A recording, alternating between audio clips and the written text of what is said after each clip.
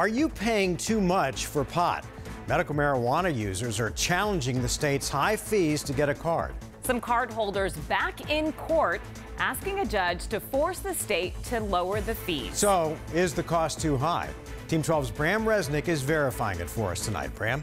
Yeah, this is the #1 question among medical marijuana card holders. Why is the state making so much money off them?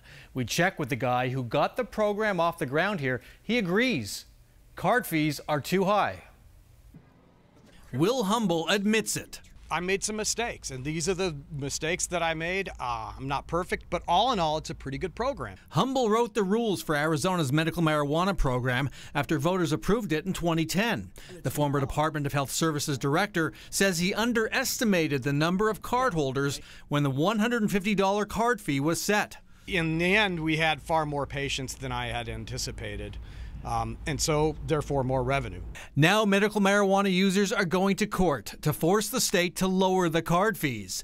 Their lawyer claims the state knows it's overcharging its sick citizens, yet does not provide any services with these excess funds. Here's how much money Arizona is banking from the sale of medical marijuana cards.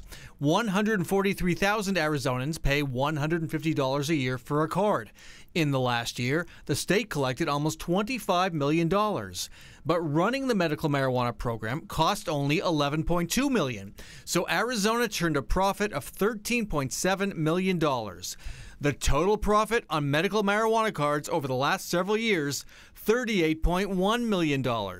I had intended to make sort of fees that we could operate the program, have a little bit of cushion, because you never know when you're going to get sued or something extraordinary is going to happen. The state's medical marijuana law gives Health Services Director Kara Christ the power to spend that $38 million stash.